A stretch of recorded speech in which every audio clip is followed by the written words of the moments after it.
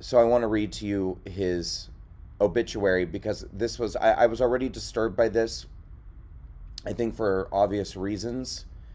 But when I read his obituary, I was just sort of beside myself because I really identify with how he must have been feeling. The obituary reads, Matthew Lawrence Perna died on February 25th of 2022 of a broken heart.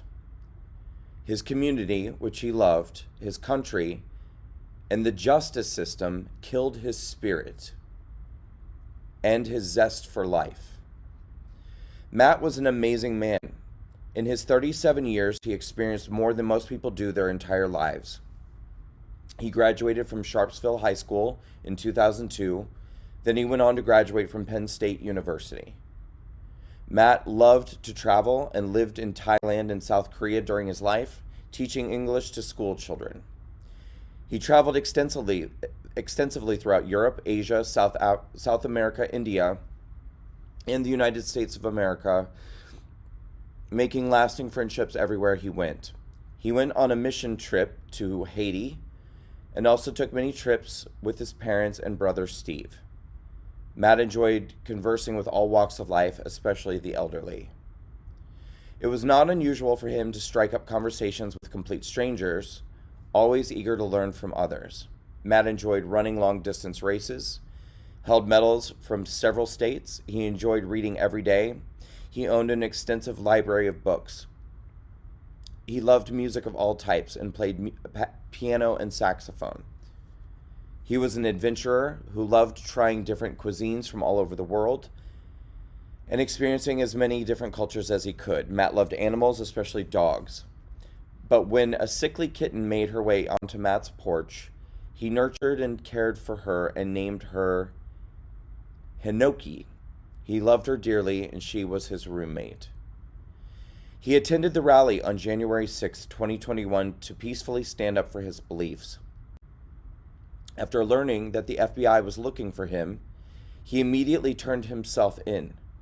He entered the Capitol through a previously opened door.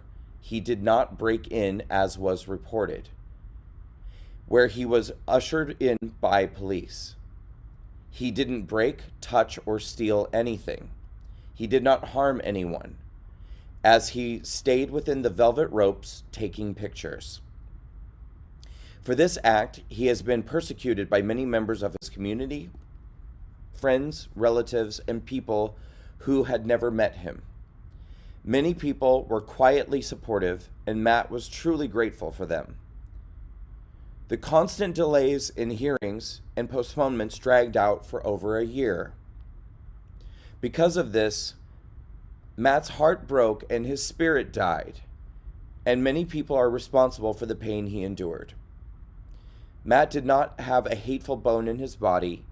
He embraced people of all races, income brackets, and beliefs, never once berating anyone for having different views.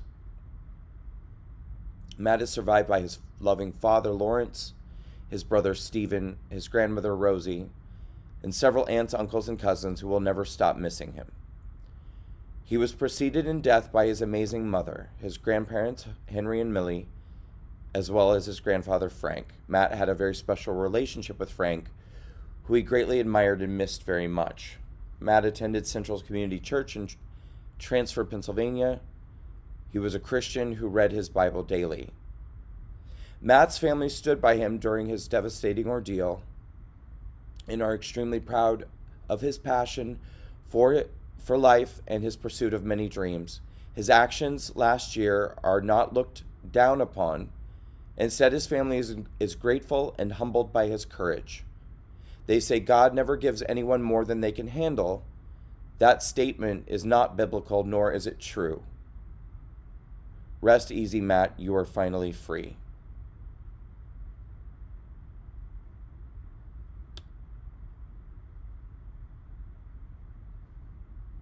The constant delays in hearings and postponements dragged out for over a year. Because of this, Matt's heart broke and his spirit died.